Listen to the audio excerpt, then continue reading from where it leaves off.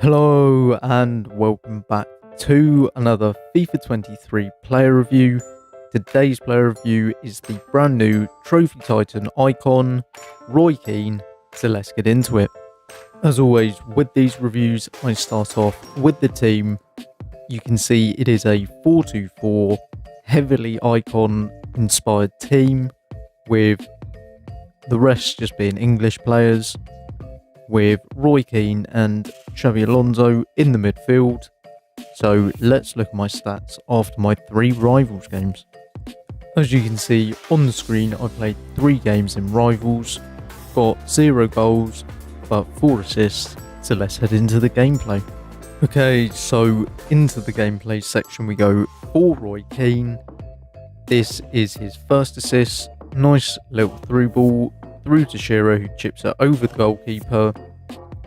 And then this, he is involved. You can see that Keane goes through, tries to shoot from a tight angle, and then Saka finishes it off.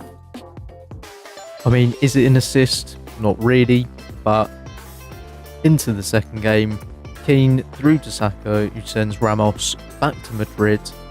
Tidy little finish. And then Alonso to Keane.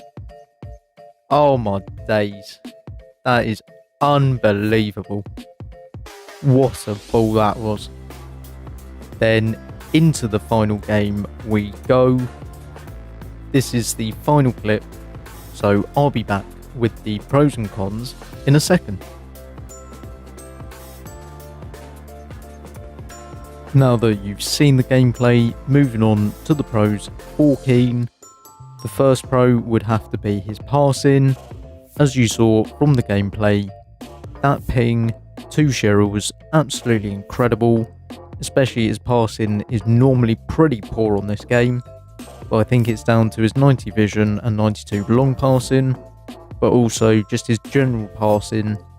I'm pretty sure he actually had 100% pass accuracy across the 3 games, but he also does have 95 short passing. Then his dribbling is fantastic, 95 reactions and 95 composure. You can't really be asking for much better than that. Then defending, he won so many balls in the midfield. I think if you actually look at the stats, it says he didn't win many tackles, but I definitely know he intercepted a hell of a lot of balls. And then his physicals are also fantastic. Pretty much maxed out bar jumping, even though from corners he's actually a bit of a tank defensively and offensively. And the final pro, just before I actually forget, he does provide a strong link to Drogba. Really? No? Moving on to the cons for this Keane card. For me, I would have to say his pace. Now, normally I would say 83 pace is good enough. He's also lengthy. Now, it may just be because I never really got to sprint with him, but he just really didn't feel that quick on the ball. And then his other con would have to be his 75 agility. There were times when he did turn a bit like a truck, but because his card is so good, it didn't really bother me too much. So would I recommend completing Trophy Titan icon Roy Keane? For me, I would say yes if you're a United fan, but no if you're not, or if you have no connection to Roy Keane, because this card is coming in at 410k to complete from scratch. And I think that even though this card is fantastic, with Team of the Season coming up in the next few weeks, this card will look quite average. He is a very good card.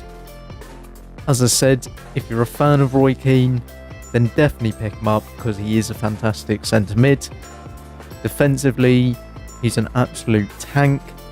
Going forward, as you saw from the gameplay, his passing is also fantastic. His dynamic is also a big positive. One of the negatives is actually his head scan, because it looks like it was done about 15 years ago. But regardless of that, in-game he is an absolute monster. So it's up to you whether you want to complete him, because Team of the Season is round the corner.